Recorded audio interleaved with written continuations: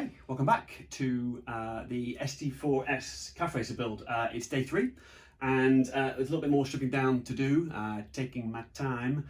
And what I want to do today really is I want to get the touring bars off the bike. So to do that, I'm going to disconnect the front brake and the clutch cables, as well as the throttle cable and the choke cable off the left as well. Once those are disconnected, I'll be able to take the bars off, and we can obviously remove the switchgear over on the bench. And then I want to really tidy all this up. Obviously this is the remainder of the wiring harness coming down to where the battery was originally mounted. So I'll document this as I go, definitely labeling everything up, but also some of the routing, even though it's likely we're going to completely change the routing. If we're going to mount the battery up here somewhere, is probably the most likely place for it. So yeah, that's the idea. Get the bars off, get the wiring out, and that should hopefully open the bike up a little bit more. And then I feel that's probably the last thing to do in terms of a strip down. Maybe to obviously take the brakes off completely, but otherwise that's baby ground zero, where we're going to start to then design what's going to be added back on. So enough of that, let's get stuck in.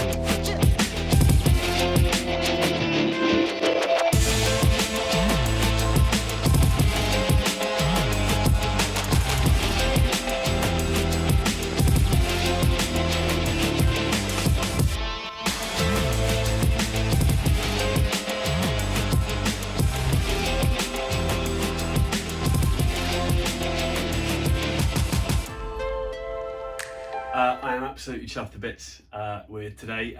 There's not a huge amount on the time lapse because the bike moved around quite a bit, and as in I moved it around the workshop quite a bit to get to various places, and it was really dull.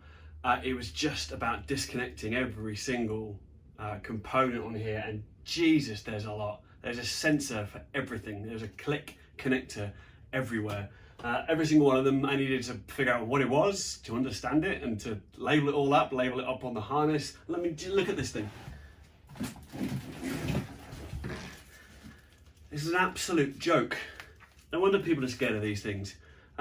So I had this to contend with today. Added complication was that there is an alarm system attached to it, which I will be disconnecting, but it's punched into so many different areas and spurred off that I don't even know where to start with it, but ultimately that will go, and that should make the whole thing easier, but there's quite a lot of wiring that's been butchered in here in order to fit this in, so then you'll be able to take it out, make sure everything connects back together again so the harness works when it goes back on the bike.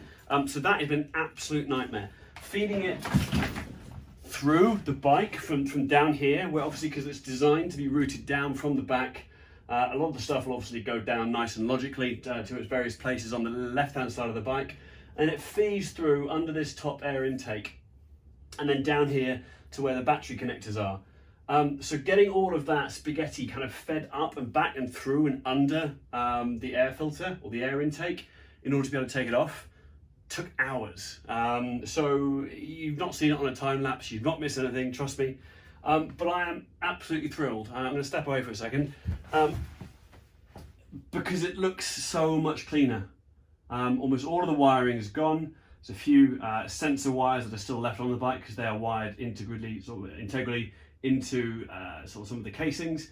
Obviously, we managed to take off the top handlebars, which I'm really pleased about, and we'll get an idea of what the clip-ons are going to look like. So obviously, we're going to clip them on just below here, below the top triple tree or top yoke, and come off down this way. So we'll get an idea of the lines. I think next time we're going to get the tank on the bike and see what the original tank looks like sat up here and what kind of lines it takes. But right now I am absolutely chuffed to bits. I'm beaming because I've just managed to get everything cleaned and off the bike, and I have had the best day doing it. It's been incredibly dull. It's been quite frustrating at times. Probably not very interesting to watch, but this has been brilliant. So yeah, onwards and upwards. Not quite sure what's next. I'm just going to go and bask in the glory of having done what I've done today, and we'll come back and we'll take it from there. See you soon.